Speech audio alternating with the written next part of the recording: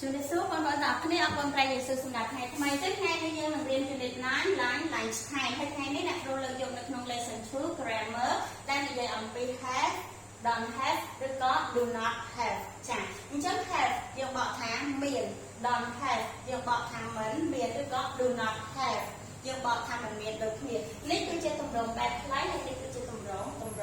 វែងឬក៏ទម្រង់វែងចាអញ្ចឹងអ្នកគ្រូមាន positive negative ហើយនិង question ហើយក៏ដូចជា answer form ផងដែរអញ្ចឹងដើម្បីតែងទៅបានជាមួយនឹងកិច្ចការសព្ទ have ដែលយើងបកប្រែជាភាសាខ្មែរថាមានបានគឺយើងត្រូវមាន positive របស់យើងទម្រង់ស្របរបស់យើងត្រូវមាន subject បូកជាមួយនឹងកិច្ចការសព្ទ have ហើយយើងបូកជាមួយនឹង noun ចា noun ในភាសាខ្មែរយើងថាជានាមទីឧទាហរណ៍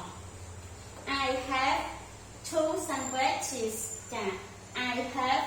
two sandwiches ចាអញ្ចឹងយើងបកជាភាសាខ្មែរថាខ្ញុំមាន sandwich ចំនួន2ដុំចាអញ្ចឹង I នេះគឺជាប្រធានរបស់យើង subject have នេះគឺចាកិច្ចការសព្ទ have របស់យើង two នេះគឺជាចំនួនចា sandwiches គឺជានាមចាអញ្ចឹងខ្ញុំមាន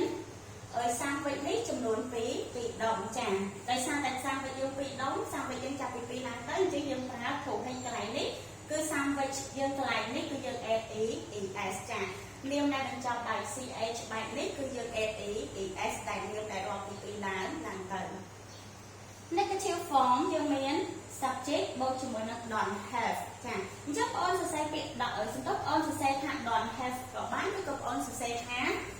do not have or ក៏បានចាបានដូចគ្នាអញ្ចឹងយើងមាន subject បូកជាមួយ don't have ហើយបូកជាមួយនឹង noun ដែលយើងមានឧទាហរណ៍ I don't have my lunch box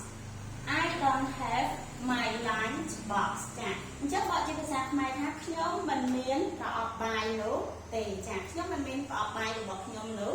ទេអញ្ចឹង I ជា subject don't have ចា don't have ត្រូវជាមួយនឹងកិច្ចការសព្ទជាទម្រង់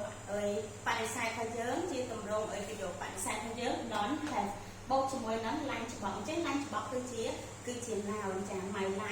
lunch box ចា question របស់យើងគឺមាន do does ចា do នេះគឺយើងប្រើជាមួយនឹង subject ដែលប្រភេទ I you we they ដល់ពេល does យើងប្រើជាមួយនឹង subject he she it ចាអញ្ចឹងយើងអាចប្រើ do ឬក៏ does អាស្រ័យទៅលើ subject របស់យើង do ឬក៏ does បូកជាមួយ subject បូកជាមួយនឹង have បូកជាមួយនឹង noun ចាហើយកុំភ្លេចពេលដែល writing គឺយើងត្រូវមាន question ពេលដែលសរសេរគឺយើងត្រូវមាន question mark សញ្ញាសួរឧទាហរណ៍ do you have a lunch box do you have a lunch box ចាតើអ្នកមានប្រអប់បាយដែរឬទេអញ្ចឹងកន្លែងនេះយើងប្រើ do ដោយសារតែ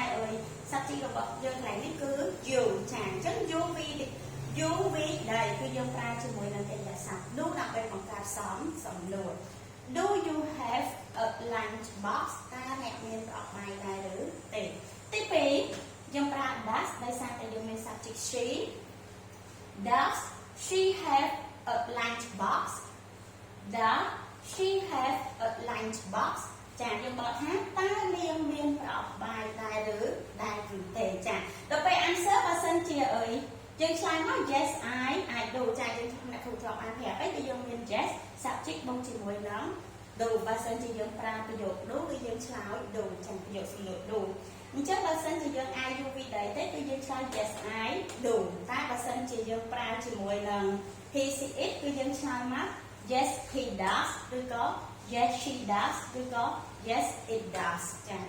ដល់ពេលឆ្លើយបែបបដិសេធគឺ no I don't ឬក៏ no we don't ឬក៏ no you don't អីចឹងទៅចាដល់ពេលនេះ negative answer បែប negative ដូចគ្នាបែបបដិសេធចម្លើយបែបបដិសេធ no he doesn't ឬក៏ no she doesn't ឬក៏ no it doesn't ចាហើយមួយទៀតណាគ្រូចង់បញ្ជាក់អូនថាតើតងជាមួយនាមដែលបញ្ចប់ដោយ ch ឧទាហរណ៍ដូចលើក្រាហ្វនេះគឺនាមណាដែលបញ្ចប់ដោយអក្សរ s double s sh ch x ហើយនិង z បើសិនជានាមនោះចាប់ពី2ឡើងទៅគឺយើងអត់បន្ថែម s ទេប៉ុន្តែយើងបន្ថែម es ចាម្ដងទៀតសម្រាប់នាមណាដែលចាប់ពី2ឡើងទៅហើយបញ្ចប់ដោយ s double s sh ch x ហើយនិង z គឺយើងអត់ add s នៅពីក្រោយទេយើងមិនមែន add s នៅពីក្រោយបែបនេះទេគឺយើងត្រូវបន្ថែម es នៅពីក្រោយឧទាហរណ៍ like this ចាកន្លែងនេះយើងអត់បន្ថែម es ទេដោយ lunch box នេះគឺមិនមែនចាប់ពីឡានទៅទេចាគឺគ្រាន់តែ lunch box មួយប៉ុណ្ណោះ my lunch box អើយអបបាយរបស់ខ្ញុំចាអរគុណច្រើនអ្នកគ្រូមានមេរៀនប៉ុណ្ណឹងសូមប្រប្រទានពរជម្រាបលា